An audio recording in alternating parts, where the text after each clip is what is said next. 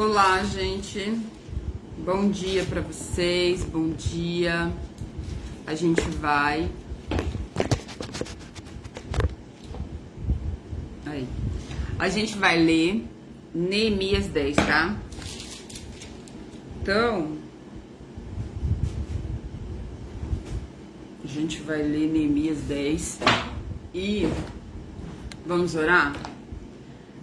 Pai, em nome de Jesus, muito obrigada, Senhor. Obrigado porque o Senhor é bom e tem cuidado de nós. Obrigado por cada uma das coisas que o Senhor nos deu, que o Senhor nos orientou. Obrigado pela paz. Obrigado, Senhor, pelo trabalho, pela família, por tudo que o Senhor tem feito, por tudo que o Senhor há de fazer. Muito obrigado em nome de Jesus. Obrigado pelo amor de Jesus e pelo sacrifício dele. Em nome de Jesus, amém. Hoje eu estava conversando com Deus e Deus me falou: vocês não querem falar comigo.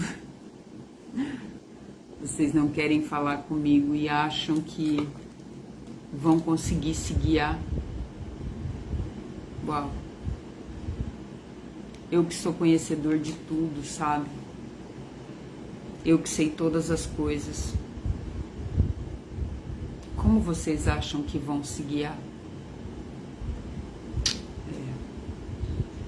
A gente tem uma percepção de que a gente sabe tudo, né? Mas a gente não sabe. E se a gente não perguntar para o dono literal do mundo, o dono do mundo é Satanás. Não, não é não. Ele se apossou das coisas, mas quem criou o mundo todo e todas as coisas que no mundo existem foi Deus, tá? E Jesus já restituiu o poder dele. Ele já é dono e autoral de tudo. Ele já tomou o domínio de Satanás. Então Satanás não é dono de mais nada. A única coisa que Satanás ainda controla, além das mentes humanas, né, que dão espaços e brechas, é o sistema de prazeres e de governo desse mundo, né? É um sistema de governo. Mas Satanás não é dono do mundo. Nunca foi e nunca será, tá? Então, a gente quer as bênçãos do Senhor, mas a gente não quer falar com Ele. A gente quer o poder que Ele pode.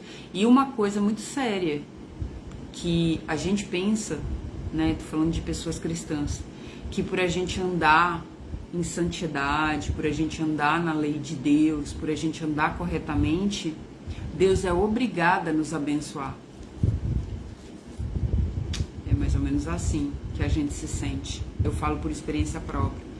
Como se Deus fosse obrigado a nos abençoar porque a gente faz o que é correto. Mas Ele não é.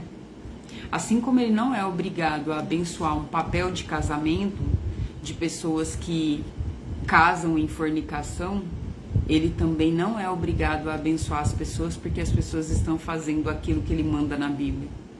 Porque fazer o que Ele manda na Bíblia deveria ser obrigação nossa. Mas Ele deu livre-arbítrio. Sim, Ele deu livre-arbítrio. E tudo que a gente faz, a gente planta e colhe.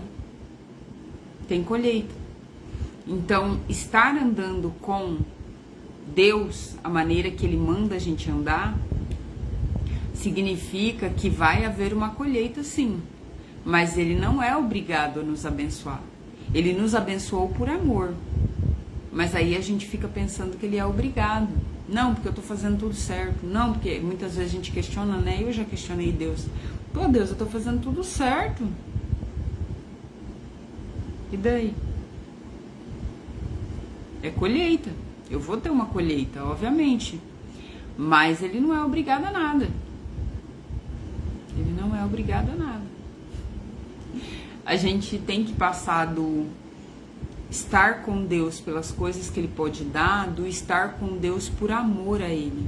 A gente tem que passar desse estar com Deus porque eu quero a bênção, eu só vou para Deus quando eu quero a bênção, ai Jesus, me ajuda, e Ele ajuda. Aí você corre dele. Ai, Jesus, me ajuda, ele ajuda, você corre dele. As coisas começam a apertar e você corre dele. Entende? A gente tem que estar com Deus por amor a ele, sabe? Eu sei que no começo a gente vai pelas coisas, mas depois a gente tem que passar desse período e estar com Deus porque ele nos amou. Simples assim. Estar com Deus que ele nos amou. Aí se vir a prova, você suporta, continua com Deus porque ele já te amou. Ele já deu o filho dele. Então é nesse processo que a gente tem que passar de fase, sabe? E não é fácil.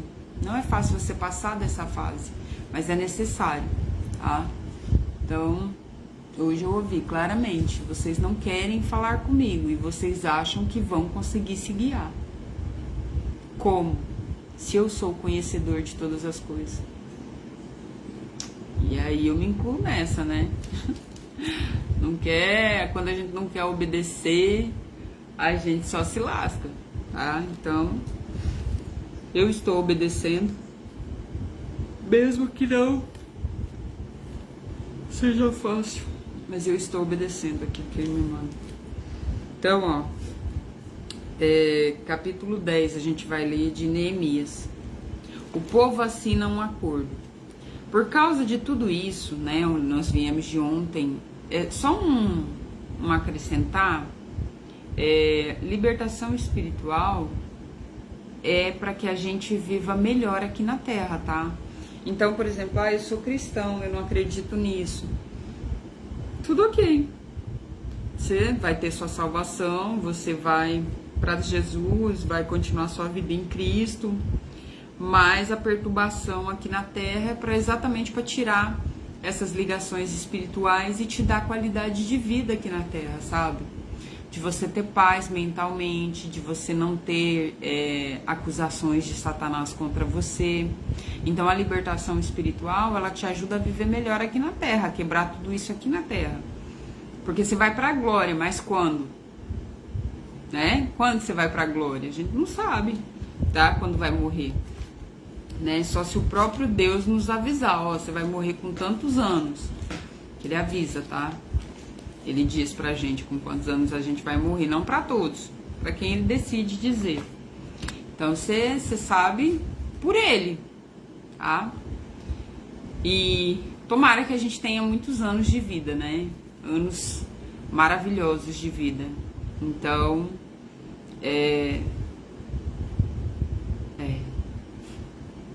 Deus conta pra quem ele quer. Enfim, vamos lá. Por causa de tudo isso, nós, o povo de Israel, estamos fazendo por escrito um acordo solene. E as nossas autoridades, os nossos levitas e os nossos sacerdotes vão assiná-lo.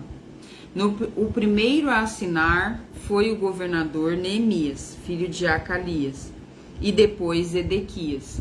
Em seguida, vem a lista das outras pessoas que também assinaram. Esse povo está assinando um acordo que vai fazer as coisas certas com Deus, tá? Que vai restaurar tudo organizadinho, tudo certinho.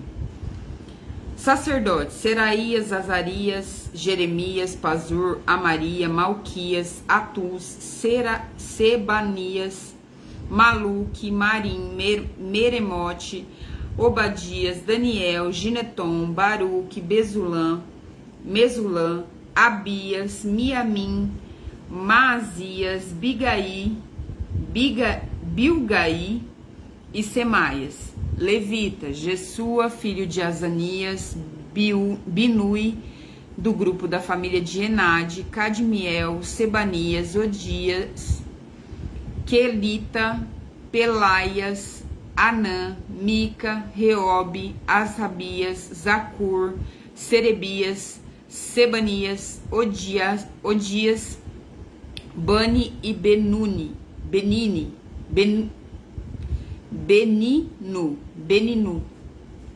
Líder do povo: Parós, Paate Moabe, Elão, Zatu, Bani, Buni, Azigade, Bebai, Adonias, Bigvai, Adim, Ater, Ezequias, Azur, Odias, Azum,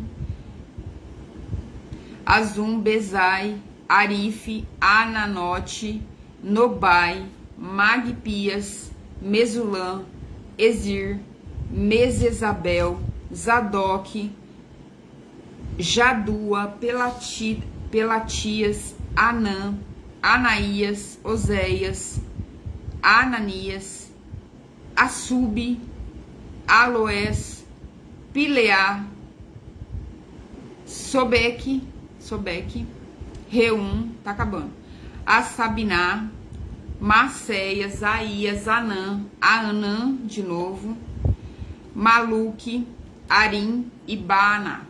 Esses foram que assinaram, tá? Os chefes de família, os levitas e os sacerdotes. O acordo era basicamente a promessa de cumprir as leis e os mandamentos do Senhor. O povo prometeu cumprir mandamentos bem específicos, começando pela separação dos estrangeiros que viviam naquela terra. O povo decidiu que não queria mais julgo desigual, tá? Então eles só se casariam com pessoas que eram judias, né? Israelitas. Lembrando que o julgo desigual, ele nos empurra para um abismo muito grande. Porque às vezes você é cristã, o cara não é cristão, o cara te puxa para o mundo. Ah, eu continuo cristã, mas ele faz da tua vida um inferno. Ah, eu continuo cristã, mas ele xinga muito, ele fofoca muito, ele perturba a tua mente, ele lança palavras de humilhação, ou seja, ele faz da tua vida um inferno. E você, cristã, fica tentando manter a santidade, fica tentando se manter com Deus, mas o teu marido, o teu próprio marido, que é um com você, te enche de perturbação.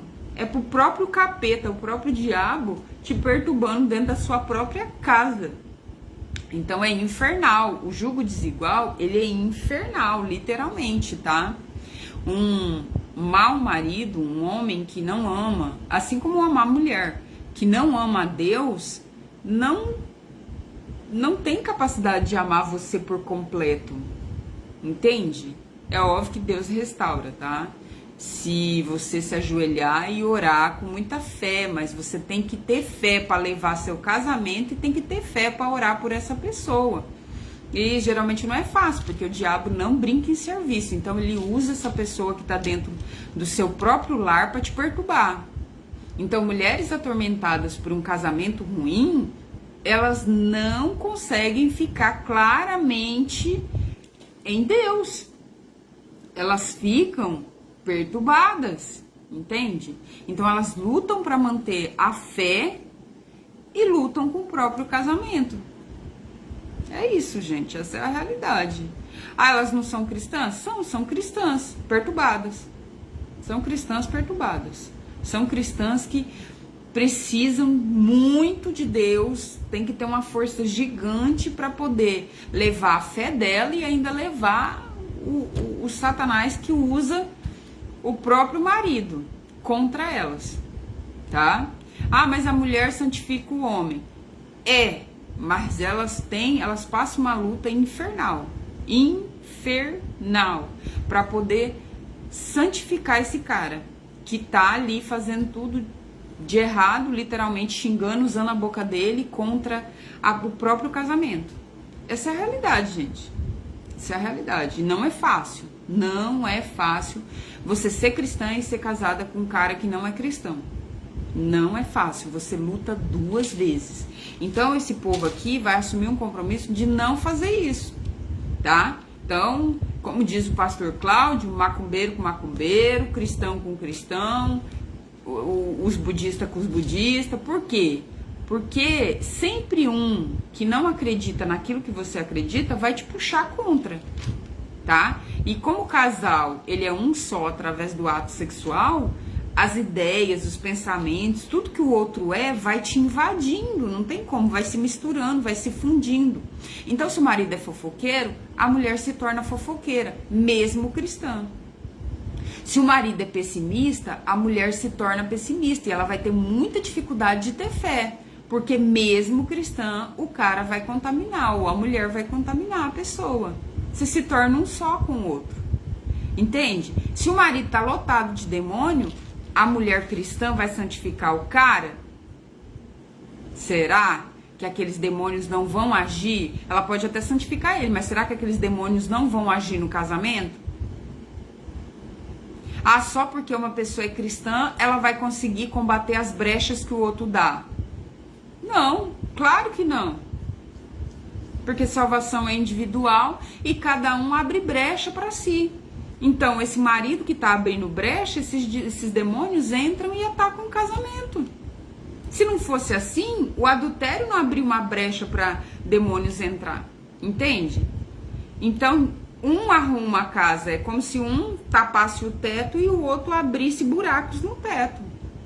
Então, os demônios entram ali e fazem um regaço com aquela vida, com aquele casamento, com a família. É por isso que a mulher fica cobrindo, né? Ou o cara que é cristão, toda hora tá tapando buraco, toda hora tá tapando buraco. Por quê? Porque toda hora um tá abrindo buraco. Julgo desigual. É triste, é difícil, é possível consertar? Ah, mas tem que ter joelho. E ela cansa, ela não quer orar por ele. Cansa, eu falo por experiência própria, você cansa, você não quer orar pelo outro, porque o outro não colabora. Mas algumas mulheres vencem depois de anos lutando e sofrendo. Ah, mas então tem que separar. Não, se você casou, não, né? Deus fala que você tem que lutar, se foi sua escolha, não foi sua escolha? Deus fala que você tem que lutar por aquilo, a não ser que o cara seja agressivo, a não ser que o cara te traia, aí você pode separar. Eu estou falando conforme a Bíblia, tá? Ah, no mundo você faz o que você quiser, aí as suas ligações espirituais, aí você faz o que você quiser, tá? Ninguém é obrigado a ficar com ninguém, aí vai da sua cabeça. Agora, perante a Bíblia, se você não foi espancada, se você não foi traída, você luta pelo seu casamento. Aí você escolheu, se ajoelha e ora, tá? Então, ó, e no meio dessa guerra, no meio dessa luta que Satanás vai usar o esposo para arregaçar tudo, é no meio dessa guerra mesmo. Escolheu, aguenta, é literal assim. Ah, eu sou obrigado? Não, você pode fazer as suas escolhas, tá? Cada um com as suas escolhas, tá? Mas segundo a Bíblia, se você casou legalmente e esse cara não te maltrata a ponto de te bater, esse cara não é agressivo, esse cara não está te traindo, aí você luta em oração, tá? Mas você decide fazer o que você quiser, a vida é sua. Porém, é uma vida infernal. Um casamento sem Deus é infernal. Mesmo estando na igreja. A mulher às vezes está na igreja, o cara não tá. Ou às vezes os dois estão na igreja, mas, né, tá meio assim. O cara não é convertido. É infernal. Não adianta dizer que não é não, que é. Tá? Porque Satanás não brinca em serviço. Aí, ó. O primeiro a assinar, tá, falamos quem foi, né? 28. Nós, o povo de Israel, os sacerdotes, os levitas, os guardas do templo, os servidores do templo, os cantores do templo e todos os outros que, obedecendo à lei de Deus, se conservaram separados dos estrangeiros que vivem na nossa terra. Nós, junto com as nossas esposas e os nossos filhos que já têm idade para entender, fazemos por meio deste acordo, junto com as nossas autoridades, a seguinte promessa: nós viveremos de acordo com a lei de Deus que ele nos deu por meio do seu servo Moisés. Obedeceremos tudo que o Senhor nosso Deus nos manda e cumpriremos todas as suas leis e mandamentos. Se quebrarmos essas promessas, seremos amaldiçoados. Nós não daremos nossas filhas para casarem com estrangeiros julgo desigual, para viverem na nossa terra, que vivem na nossa terra. Nem escolheremos filhas deles para casarem com as nossas filhas. Não nos misturaremos por causa do julgo desigual, tá? Não tem a ver com, é preto, é branco, é moreno, é atípico, não. Tem a ver com não ser da mesma religião, ou seja, não pegue alguém que não professa a mesma fé que você. É literal isso. Por quê? Porque vai dar trabalho, gente. Quem não é cristão não vai querer ter um namoro santo, vai querer transar, falar o português claro. E o sexo fora do casamento, segundo a Bíblia, tá errado. Então você vai atrás de alguém que vai te dar trabalho, que você vai acabar pecando contra Deus, que vai se tornar um inferno na sua vida depois de casado. Pra quê? Pra quê que você vai caçar inferno pra sua vida? Entendeu? É só pensar. Ah, eu já cacei, aí agora eu sei com Deus, tá? Mas se você puder não procurar, quem é solteiro, tá falando aqui, né? Nós não daremos nossas filhas em casamento. Ou seja, é solteiro? Não caça confusão, tá? Se estrangeiros trouxerem trigo ou qualquer coisa para nos vender no sábado ou em qualquer dia santo, nós não compraremos. O que que acontece? Eles separaram o sábado, tá? E nós temos que separar um dia para Deus e um dia para descanso, que no caso é o nosso domingo. Ah, mas eu não separo, eu trabalho. Tá fazendo errado. Porque a gente tem que ter um dia de descanso. Até Deus levou Adão para descansar. Nós temos que ter um dia de descanso, pelo menos um na semana nós temos que ter de descanso e culto a Deus. Não é só para você descansar e tomar uma cervejinha. Não, é para você descansar com a tua família, curtir com a tua família e cultuar a Deus. É um culto a Deus, tá? Então, por meio desses descansos. Se os estrangeiros trouxerem um trigo, né, no dia santo, nós não compraremos. Todo 7º ano, nós colheremos o que a terra produzir e perdoaremos as dívidas. Deus instituiu que a terra produziria 6 anos e o 7º ano ninguém plantaria. Ninguém ia plantar. O que ela desse, você comia. As frutas que desse, o que nascesse, você comia. Era um ano inteiro sem plantar. Era um ano inteiro só colhendo, tá? E também perdoaria as dívidas no 7º ano. Então, no 7º ano, tinha alguém que me devia. Acabou, filho. Não deve mais nada. Perdoou. Você tinha que perdoar, você tinha que libertar os escravos, tá? Você tinha que perdoar dívida de escravidão, você tinha que deixar eles embora e deixar... E acabou. Deus mandou. 7º ano, trabalha 6 anos, 7º ano, todo mundo é perdoado. Vai-se embora para sua casa, vai ser feliz. E não fazer mais dívida para se lascar, né? Para virar escravo.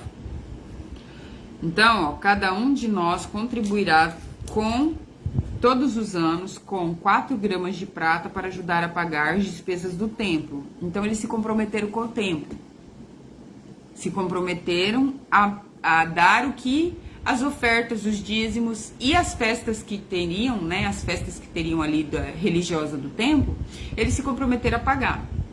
Todo mundo ia pagar um pouco, dar as primícias, tudo organizadinho, dar os dízimos, as ofertas, a organização do templo, que os levitas que tinham que trabalhar, os guardas que tinham que trabalhar, eles se comprometeram a fazer tudo certinho, a fazer o templo funcionar. 4 gramas de prata para ajudar a pagar as despesas do templo. Para o serviço de adoração no templo, daremos o seguinte: os pães que serão oferecidos a Deus, a oferta diária de trigo e cevada, os animais que serão completamente queimados todos os dias como sacrifício, as ofertas sagradas para o sábado, as festas da lua nova e para as outras festas, as outras ofertas sagradas, as ofertas para tirar o pecado do povo de Israel e outra coisa que for necessária para o templo. Nós vamos bancar tudo, tá? Todo mundo, organizadamente, mas vamos fazer o que é necessário, ofertas e dízimo. Todos os anos, nós, o povo, os sacerdotes e os levitas, tiraremos a sorte para ver quais grupos de famílias terão que fornecer lenha para queimar o sacrifício, né? No templo, para queimar o sacrifício que serão oferecidos ao Senhor nosso Deus de acordo com a lei manda, tá? Então o grupo de família tinha que catar lenha e oferecer a lenha. Todos os anos traremos ao templo uma oferta do primeiro trigo, as primícias. Primeiro trigo, a primeira cevada que colhermos, das primeiras frutas colhidas das nossas árvores. Traremos o primeiro filho de cada família ao templo para que ali os sacerdotes dediquem a Deus como a lei manda, né? Porque todo primeiro filho de cada família era do Senhor. Também ofereceremos a Deus o primeiro bezerro. Poderia ser dedicado para o serviço do templo, ou poderia ser trazido e dedicado, e aí a pessoa dava uma oferta ou um valor em respeito àquela criança, tá? Que aí ele tava como se ele estivesse comprando de volta. Quem nos comprou foi Jesus, né? Oi, bom dia, Deus te abençoe. Quem nos comprou de volta foi Jesus. Mas antigamente, por eles terem saído do Egito, cada primeiro filho era dedicado a Deus, porque era de Deus, tá? Então, hoje todos nós fomos comprados e pagos pelo Senhor Jesus Cristo, pelo sacrifício dele. Então, ó, Traremos o primeiro filho de cada família ao templo para que ali o sacerdote dedique a Deus como manda a lei. Também ofereceremos a Deus o primeiro bezerro que as nossas vacas tiverem, e o primeiro carneiro, todas as primícias, o primeiro cabrito e as nossas primeiras ovelhas e a cabra que tiverem. Nós traremos ao sacerdote do templo a massa de pão feita com o primeiro trigo colhido de cada ano e daremos as nossas outras ofertas de vinho, de azeite e de todos os tipos de frutas, todas as primícias, tudo que era primeiro. Entregaremos aos levitas a 10ª parte das nossas colheitas, dízimo, pois são eles que recebem a 10ª parte nas cidades em que há plantações. Um sacerdote descendente, lembrando que aquele tempo era plantação, hoje é dinheiro, tá? Um sacerdote descendente de Arão deverá estar junto com esses levitas para que recolham a 10ª parte das colheitas, e a 10ª parte de todas as 10ª partes que forem recolhidas deverá ser levado para os levitas para o depósito do templo, a fim de ser usada no templo. O povo de Israel e os levitas deverão entregar as contribuições de cereais, de vinho, de azeite nos depósitos onde são guardados os objetos do templo e onde ficam os sacerdotes que estão a serviço e os guardas do templo e os que cantam no coro. Nós não abandonaremos a casa do Senhor. Esse povo assume um compromisso fiel de não abandonar a casa de Deus. Então, eu sou cristão, eu não vou na igreja, eu sou religioso. Eu sou cristão, eu não leio a palavra, estudo a palavra de Deus a fundo, eu sou religioso. Eu sou cristão, mas eu não oro, eu não tenho um relacionamento com Deus, eu sou religioso, tá? A religiosidade é isso, é cumprir um rito, um costume, ir lá no domingo, acabou. Não tenho relacionamento com Deus, não sei da palavra dele, o que está escrito, o que deixou de estar escrito, não estudei direito, não sei realmente o que ele está falando, e não estou indo na igreja, porque eu não posso ou porque eu não quero? Eu não vou na igreja porque eu não posso ou porque eu não quero? Eu estou impedida, eu estou doente, eu realmente não fui, eu não fui a um culto, ou eu não vou na igreja o ano inteiro? Aí, cada um consigo, cada um julgará e dá conta de si mesmo, afinal de contas, a salvação é individual. Tá? Mas quem não faz é religioso, não é cristão de verdade. E Deus sabe de todas as coisas e sabe de cada coração, tá? Mas isso pesa na vida cotidiana, isso pesa no comportamento desse cristão, até porque as pessoas leem Cristo através dos nossos comportamentos. As pessoas não leem Cristo totalmente ao vivo aqui. As pessoas também leem Cristo através de nós, tá? Então, nosso comportamento fala, a fofoca fala, os gritos falam, os palavrões falam, que mais que fala? A malícia fala, a inveja fala, a cobiça fala, tudo isso vai falando ao nosso respeito, a falta de perdão, tá? Tudo isso vai falando ao nosso respeito de como a gente é de fato e se a gente está ou não próximo de Deus, tá? Deus abençoe vocês, bom dia, bom trabalho e que Deus nos abençoe, né? E nos guie, afinal de contas é Ele que sabe de tudo, tá?